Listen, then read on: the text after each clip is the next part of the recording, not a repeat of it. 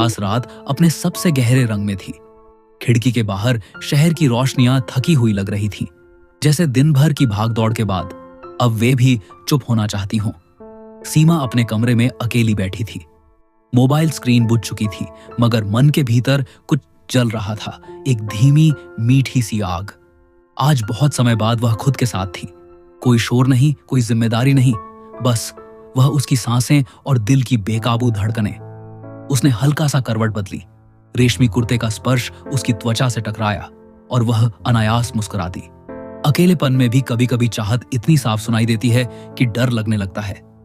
Doorbell की आवाज ने उस सन्नाटे को तोड़ा। सीमा ठिठक गई। इतनी रात कौन? दिल ने जैसे पहले ही जवाब दे दिया था। वह उठी, धीमे कदमों से दरवाजे तक पहुंची। जैसे ही दरवाजा खुला, सामने कबीर खड़ा था, साधारण कपड़ों में, मगर आंखों में वही पुरानी शरारत और गहराई। सोई नहीं, उसकी आवाज धीमी थी, रात के लिहाज से। नींद को आने का बहाना नहीं मिला, सीमा ने कहा, और खुद हैरान हुई कि उसकी आवाज में कोई झिझक नहीं थी। कबीर भीतर आया। दरवाजा बंद हुआ और उसके साथ ही बाहर की दुनिया जैसे कट गई। कमरे में हल्की पीली रोशनी थी, जिसमें दोनों की परछाइयां दीवार पर एक दूसरे के करीब खिसकती दिख रही थीं। यह कमरा, कबीर ने चारों ओर देखा, अब भी तुम्हारी खुशबू से भरा है। सीमा ने आंखें उठाईं। कुछ खुशबुएं जाती नहीं, उसने कहा, बस गहरी होती जाती है। सीमा, कबीर ने धीरे से कहा, तुम्हें देखकर लगता है जैसे रात खुद चलकर मेरे पास आ गई हो। उसने नजरें झुका ली। रात सबको वही दिखाती है जो दिन में छुपा रहता है। कबीर की उंगलियां हवा में उठी, फिर रुक गई, मानो इजाजत मांग रही हों। सीमा ने कुछ नहीं कहा, बस पलकों को धीरे से झुका दिया। वह मौन ही उसका जवाब था। उंगलियां उसके हाथ से छुईं, बस एक हल्का सा स्पर्श, मगर उसमें इतनी गर्मी थी कि सीमा की सांस अटक गई। यह छुअन नहीं, एक एहसास था, जैसे किसी ने दिल की नस को छेड़ दिया हो।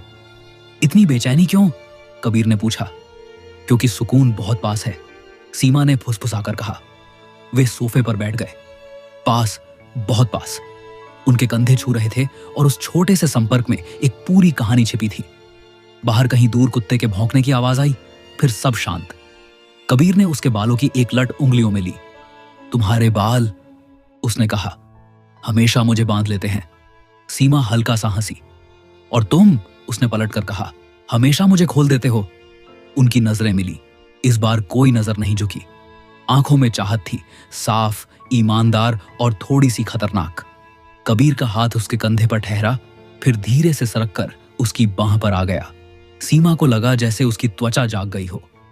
अगर यह सब गलत है, सीमा ने बहुत धीमे से पूछा, तो फिर यह इतना सही क्यों लगता है?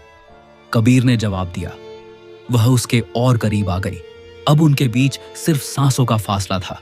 सीमा ने उसकी आंखों में देखा। वहां कोई जल्दबाजी नहीं थी, बस एक गहरी चाह जो समय से बेपरवाही थी। कमरे में धीमी सी हवा चली, पर्दे हिले। कबीर का माथा उसके माथे से लगा। यह स्पर्श इतना साधारण था और फिर भी इतना निजी कि सीमा की पलकों के पीछे अंधेरा चमकने लगा। आज कुछ मत पूछो, उसने कहा, बस महसूस करो। कबीर ने हामी में सिर हिलाया। उसकी उंगलियां सीमा की उंगलियों में फंस गईं। हाथों की वह पकड़ कोई वादा नहीं थी, मगर भरोसे से भरी थी। दिलों की धड़कनें एक दूसरे की लय सीखने लगी। रात गहराती गई, शब्द कम होते गए, एहसास बढ़ते गए। कोई सीमा लांघी नहीं गई, फिर भी सब कुछ बहुत करीब था। यह वही फेड टू इमोशन था, जहां शरीर से ज्यादा दिल बोलता है। जब खिड़की से सुबह की पहली हल्की रोशनी अंदर आई, सीमा ने आंखें खोली।